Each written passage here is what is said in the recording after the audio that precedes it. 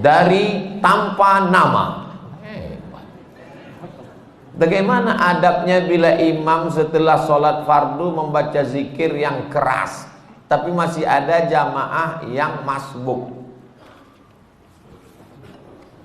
Tashwish, mengganggu. La tushawwish, jangan kau ganggu orang sholat. Yang dimaksud dengan kalimat mengganggu itu adalah bacaan selain zikir. Ada orang sholat, Allahu Akbar, tiba-tiba dia di samping nyanyi.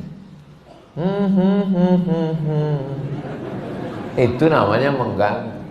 Tapi kalau ada orang sholat, yang lain yang sebelah subhanallah, subhanallah, subhanallah, apakah terganggu? Tidak. Yang terganggu dengan subhanallah itu setan. Kenapa? Karena bacaan zikir dengan sholat isinya sama. Aqimis sholata li zikri, dirikanlah sholat untuk zikir mengingat aku. Orang yang berzikir sama circle-nya, sama signalnya. Orang yang berzikir mengingat Allah, orang yang sholat mengingat Allah. Orang yang sama-sama mengingat Allah, tidak saling mengganggu dan tidak saling terganggu.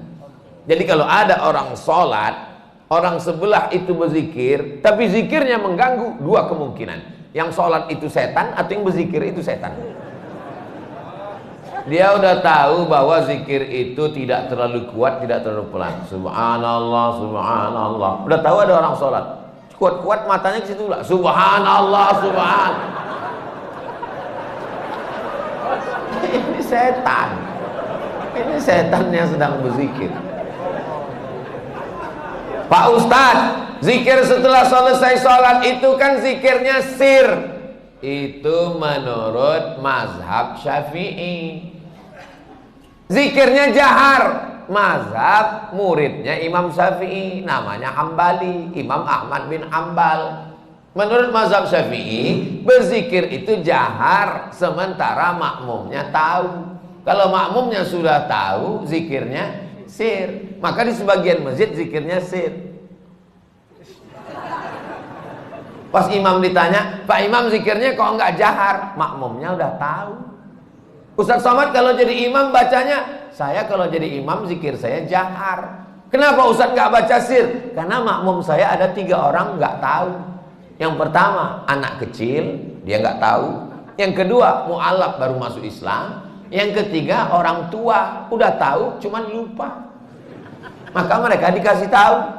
Anak-anak ini pulang ke rumah, nanti ditanya sama emaknya, nah zikir di masjid tadi apa?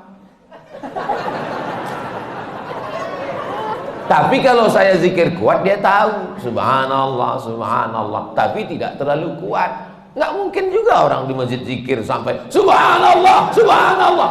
Kau zikir apa ngamuk?